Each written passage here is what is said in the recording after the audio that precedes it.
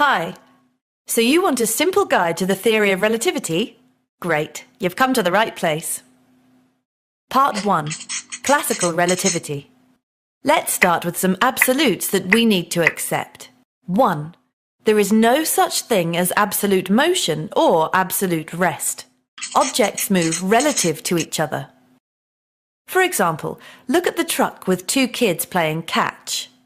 The truck is moving at a constant speed of 50 miles per hour, but as the kids are also moving with it at 50 miles per hour, they could easily think that they are standing still.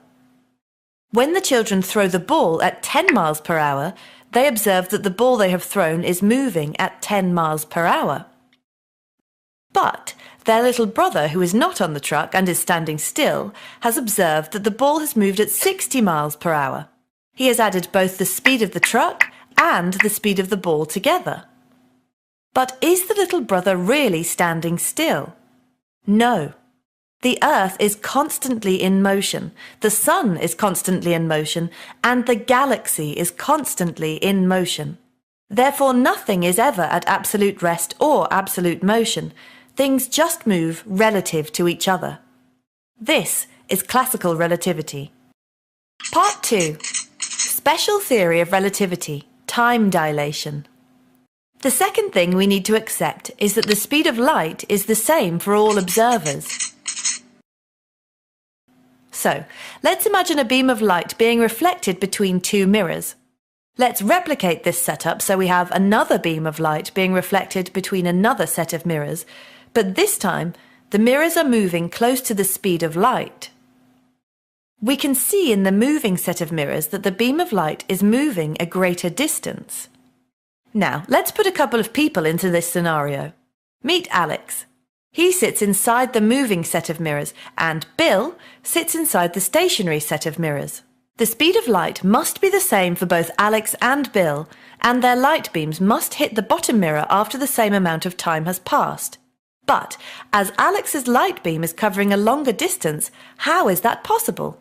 Well, the only way for that to work is if time for Alex slows down. Look at the clock hand. Notice how Alex's clock hand is moving much more slowly compared to Bill's. Time for Alex has slowed, which allows his light beam to travel a greater distance. Look at it this way. Speed equals distance divided by time. As Alex's distance is more, the value of his time must be more, or rather Alex's 1 minute actually turns out to be longer than Bill's 1 minute when you compare the two. Time has slowed down for Alex. This is called time dilation. This is quite a hard concept to grasp because it seems to go against what we experience on a practical level. But to understand the theory of relativity, you must stop thinking of time as a fixed unit for everyone. Time is relative. Confused? Don't worry if you don't grasp all of this immediately. Remember, it was the most brilliant scientist of the 20th century who put forward this theory, so feel free to rewatch this part of the video as many times as you need. Part 3. Special theory of relativity. Length contraction. In the previous section, we spoke about how the speed of light remains the same for Alex and Bill because while the distance Alex's light beam travels is more, his time has dilated. However, distance and time don't increase by the exact same amount. In fact, time doesn't actually dilate enough to account for the speed to remain the same for both boys. Something else happens: length contraction. When objects are moving close to the speed of light, not only does time slow down, but the object itself contracts. This is called length contraction. So in this scenario, Alex and his mirrors are actually smaller than we thought, and therefore the distance the light beam has to travel is actually smaller than we thought also. In conclusion, time dilation and length contraction work together to ensure that the speed of light remains the same for both Alex and Bill. Einstein preferred to think of space and time not as two separate things, but one entity. He called it space-time. Part 4. Time travel. Time slows down for objects travelling close to the speed of light, and time stops altogether for objects travelling at the speed of light. It then follows that time must go backwards if objects travel faster than the speed of light. So far, it has been seen that no object can travel at the speed of light.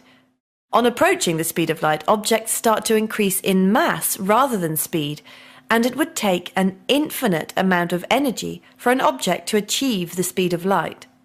This is why we cannot travel back in time. We simply have not been able to reach a greater speed than the speed of light. Part 5. General Theory of Relativity. Einstein realized that the special theory of relativity, which we explained previously, only worked for circumstances when things moved at constant speeds through the universe. What about when objects sped up? What about the effect of gravity? And come to think of it, what is gravitational pull after all? Einstein theorized that objects warped space-time around it, causing it to become curved, and as a result, objects experienced gravitational attraction to each other. This warping of space-time explains how objects behave as they move through space. This is the general theory of relativity. Part 6. How do we know it's true? How do we know that the theory of relativity is true? Well, countless experiments have been carried out, and Einstein's equations hold true. Modern GPS uses Einstein's theory of relativity to pinpoint our locations with impressive accuracy. In 1971, an experiment was conducted with 4 super-accurate atomic clocks, which were set to the exact same time as a reference clock. The clocks were placed aboard commercial flights, and the planes flew twice around the world, first eastward and then westward. When the clocks returned and were compared to the reference clock, the clocks were no longer all synchronized, and the differences were consistent with the predictions of special and general relativity. So, that concludes our explanation of the theory of relativity. Bear in mind this is a very simplified explanation, but it should give you a basic understanding of the core ideas so you can study further on your own. We hope you enjoyed this video, and be sure to subscribe to London City Girl to see other interesting videos.